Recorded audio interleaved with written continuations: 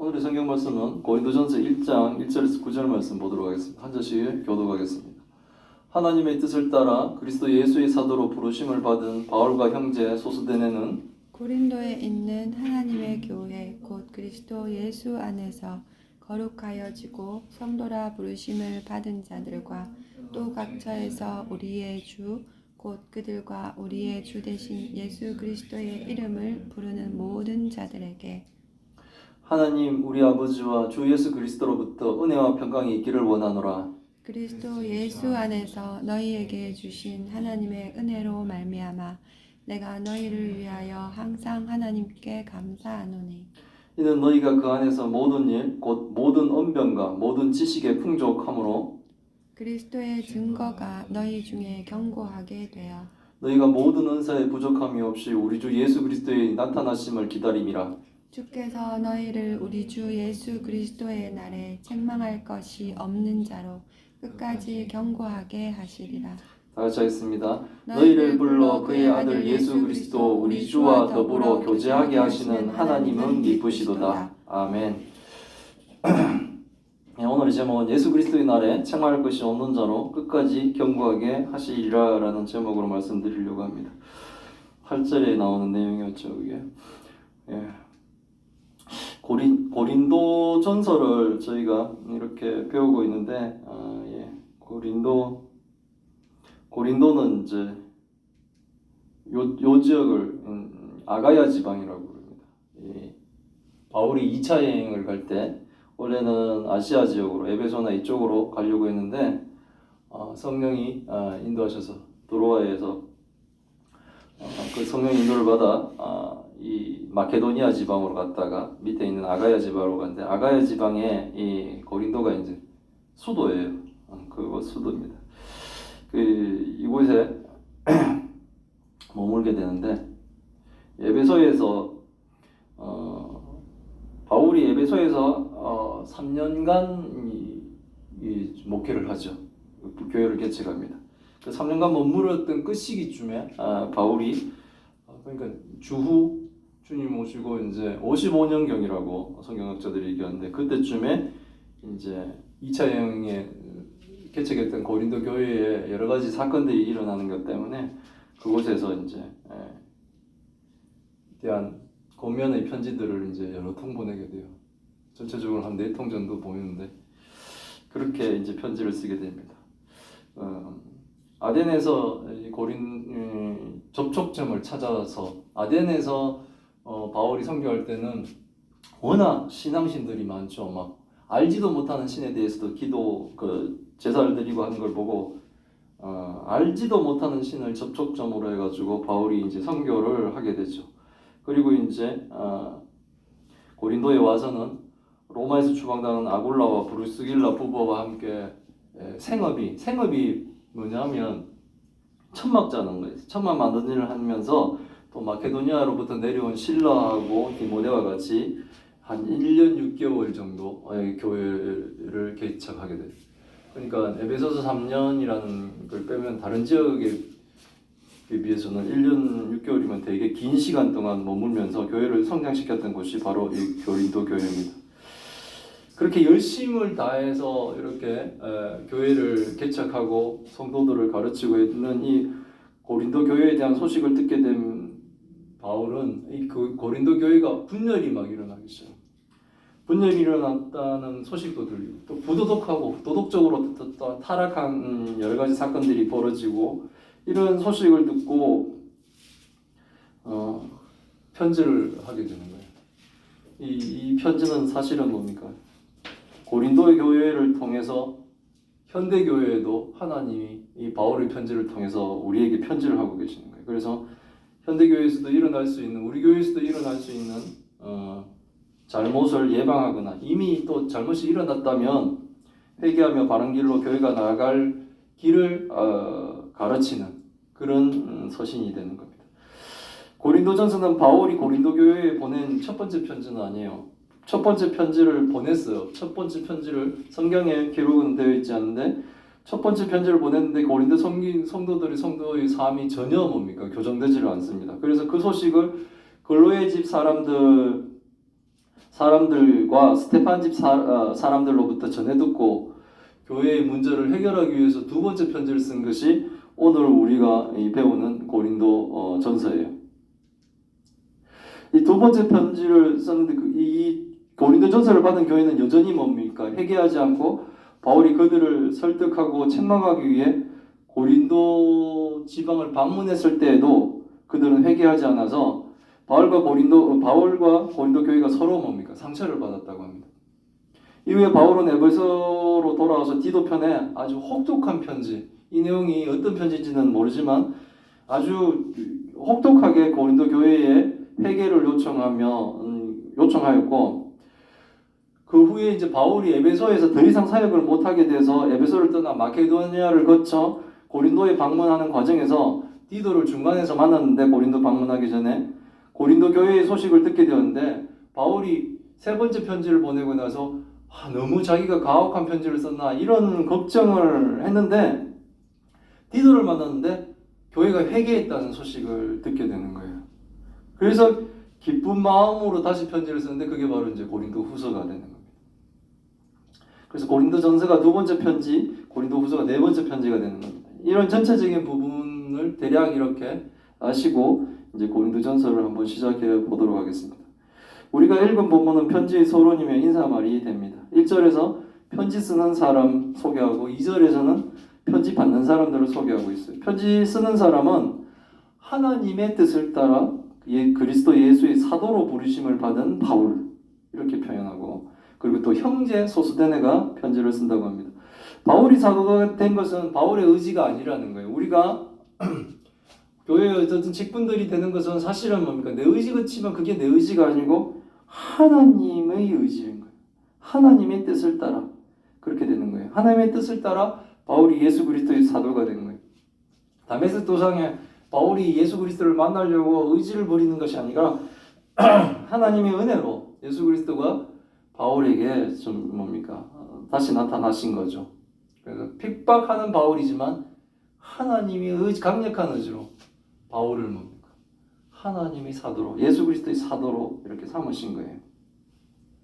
그리고 소스데네는 바울이 고린도에 머물렀을 때 그곳에 이제 회당장입니다. 그리스도 회당장이 그리스도를 개종한 후 후임으로 아마 회당장이 된 것 같은데, 그 후에 소스데네도 이제 기독교로 개종한 사람으로 바울에게 화가 난 사람이 바울을 못 잡으니까 소스데네를 잡아다가 법정 앞에서 때리고 막 이렇게 했던 사람이에요. 그런 소스데네와 바울이 지금 에베소에 같이 머물면서 고린도 교회에 편지를 보내고 있는 겁니다. 편지를 받는 대상은 고린도에 있는 하나님의 교회, 즉 예수 그리스도 안에서 거룩하게 된 성도라고 부르심을 받은 사람. 그러니까 성도라고 부르심을 받은 사람들에게 편지를 하는, 또 각처에서, 그러니까 고린도 지역의 성도들에게도 편지하면서 또 각처에서 우리의 주 되신 예수 그리스도의 이름을 부르는 모든 자에게 편지한다라고 얘기해요. 사실은 뭡니까? 모든 성도에게 편지하는 거예요. 고린도전서는 고린도 성도를 포함해서 현재를 살고 있는 우리 모든 성도와 교회에게 바울을 통해 하나님이 우리에게 보내시는 편지예요.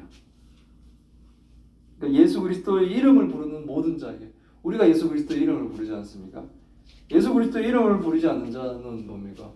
교회를 다녀도 성도가 아니죠. 그 사람은 이 편지가 영향을 못 미치죠. 근데 예수 그리스도의 이름을 부르는 자, 오직 주만이 우리를 구원하신다라고 하는 자들에게 하나님은 편지를 보내시는데, 왜 편지를 하느냐면 하나님은 우리 아버지와 주 예수 그리스도로부터 받은 은혜와 평강이 있기를 하나님이 원하시기 때문에 그래요. 하나님이 원하신다는 거예요.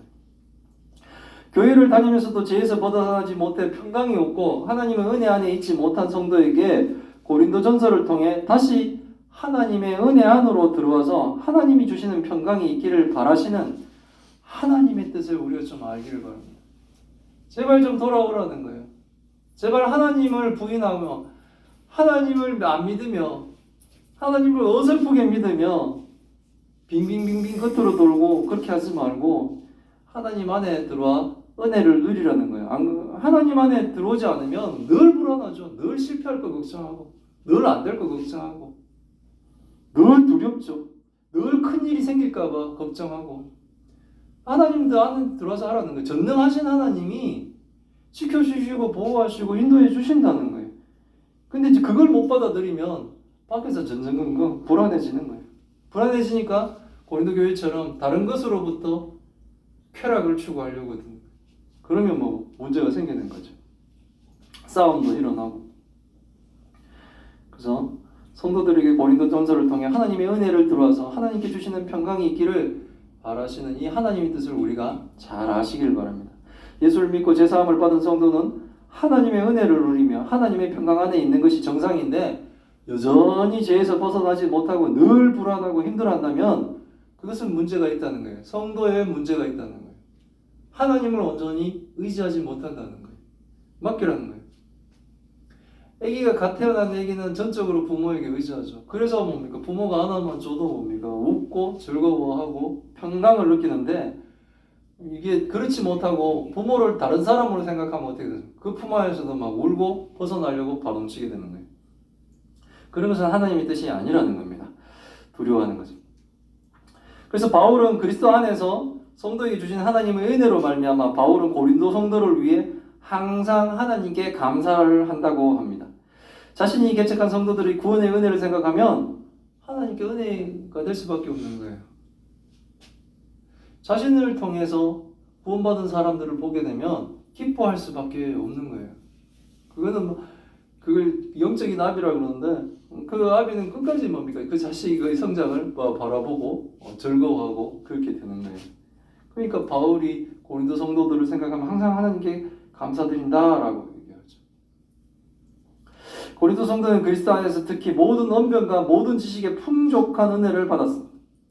바울이 이렇게 말하는 이유는 바울이 그리스도에 관하여 증언한 것이 고린도 성도에게서 견고하게 되어 하나님의 영적인 선물을 부족함 없이 받았으며 성도들은 예수 그리스도를 나타내심을 간절히 바라고 있기 때문에 그렇다는 거죠. 성도들이 이렇게 하나님의 거룩하신 선물의 은사를 받고 하나님 주신 은혜 안에서 모든 언변과 지식의 풍족함을 누리며 부족함이 없는 이유는 성도의 노력이나 성도의 재능 때문에 그런 것이 아니라 주께서 성도들에게 은혜와 부족함이 없는 은사를 주셨기 때문이며 성도들 또한 예수 그리스도의 날에 책망 없는 자로 끝까지 하나님이 견고하게 지켜주시기 때문에 그렇다는 거예요. 그러니까 모든 것이 하나님 때문에 이루어지고 있는 거예요. 모든 것이 예수 그리스도 때문에 우리의 주님 되시고 우리의 왕 되신 분 때문에 이루어지고 있는 거예요. 그걸 전적으로 믿으며 그분께 의지하는 거예요. 그러니 교회 안에서 더 나은 은사를 받았다고 자랑할 사람도 없고 나는 저 사람보다 못하네 하고 뭡니까? 낙심하고 실망할 사람도 없게 되는 거예요. 근데 이게 불평이 생기기 시작하면 이것이 모든 은혜 안에서 이루어지는 것이 아니고 뭔가가 더 특출난 뭔가가 있는 걸로 생각을 해버리게 되면 이상한 병적인 행동들을 하게 된다는 거죠. 시기가 나타나기도 하고요. 그리고 뭔가 막 보여주려고 하는 그런 외식적인 부분들도 나타나게 하고 그렇게 되는 거예요. 그렇지만 이게 모든 것이 뭡니까? 하나님의 은혜고 하나님이 풀어주시고 하나님이 결정하시고 하나님이 정하신 것으로 나는 인도되고 있다라는 생각하면 그냥 평안하게 그 길을 따라가게 되는 거예요. 그렇게 되는 성도들은 하나님이 뭡니까? 예수 그리스도의 날. 예수 그리스도의 날이라는 게 마지막 날이잖아요. 최후 심판의 날이에요. 예수 그리스도의 날까지 견고하게 책망할 것이 없는 자로 끝까지 견고하게 하나님이 하실 것이다 라고 말씀하고 있습니다. 신실하시고 성실하신 하나님이 성도를 불러 하나님의 아들 예수 그리스도 우리 주와 더불어 교제하시기 때문에 그렇다는 거예요. 이런 것들이. 그러니까 성도는 하나님과의 관계가 계속 뭡니까? 서로 주고받거니가 되는 거예요. 기도하고 응답받고 말씀 보고 깨닫고 그 말씀대로 순종하고 인도받고 하는 이런 교제가 계속 이루어지는 거예요.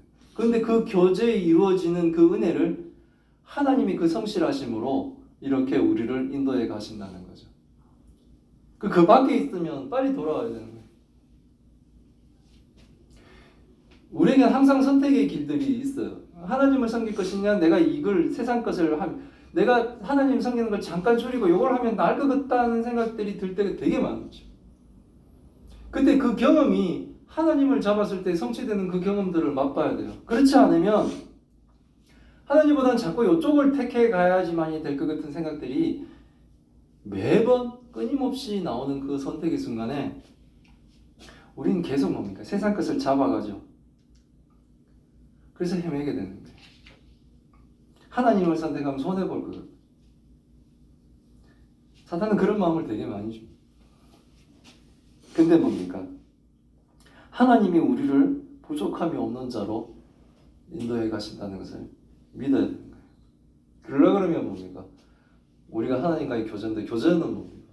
이 예배와 기도와 말씀과 이런 것들로 하나님과의 교제가 일어나는 거예요.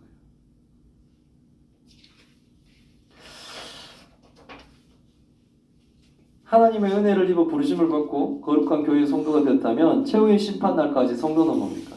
예수 그리스도와 교제하며 하나님의 은혜로 주신 풍성한 은사를 사용하며, 그러니까 하나님이 주신 은사는 모두가 다 풍성하다는 거죠.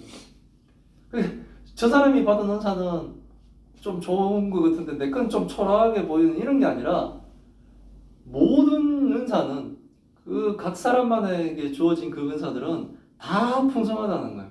그 풍성한 대로 그 은사를 쓰시니 자기한테 받은 은사만 쓰는 거예요. 뭐 타인과 부러워하지 말고. 저는 가끔 부러워한 게 이렇게 막 안수해서 병 낫고 이런 건 되게 좀 많이 부러워.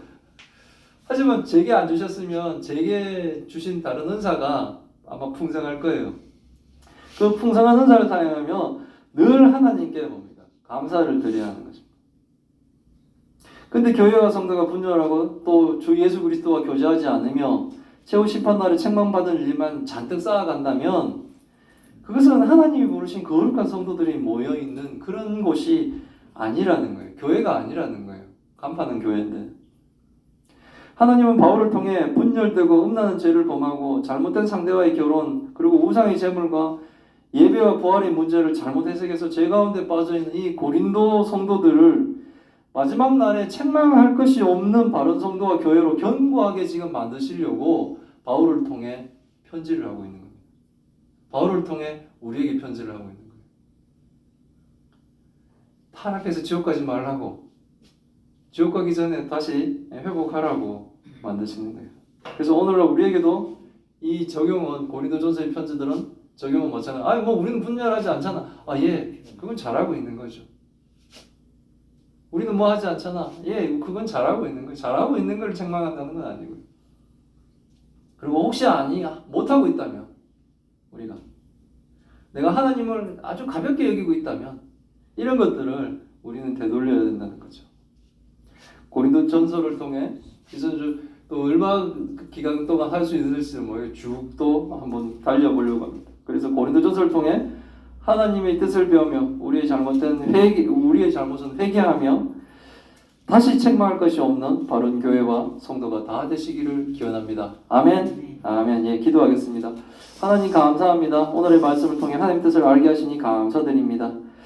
하나님이 은혜로 풍성하게 주신 은사를 잘못 사용하여 오히려 교회에 분란을 일으키며 회개를 촉구한 바울의 편지를 받고도 전혀 교정되지 않고 문제를 일으킨 고린도 교회에 바울이 두 번째 편지인 고린도전서를 보내므로 오늘날 우리에게도 하나님의 뜻을 배우게 하시니 감사드립니다. 하나님의 뜻을 따라 거룩하게 사도로 세운 바울의 편지를 통해 주 예수 그리스도 안에서 더 거룩한 성도가 되어 교회를 이룬 세상의 모든 성도와 교회들이 하나님의 은혜를 알고 거룩하게 하옵소서.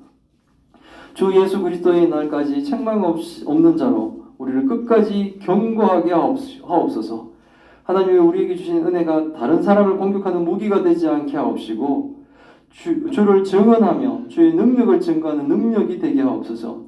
마지막 날에 대한 성도의 소망을 잃지 않게 하옵시고 늘 하나님 앞에서 살아가듯이 거룩한 성도의 삶을 사는 교회와 성도가 다 되게 주님 도와주옵소서. 하나님 또 큰 병으로 고통받고 있는 주의 딸들을 기억하여 주옵소서.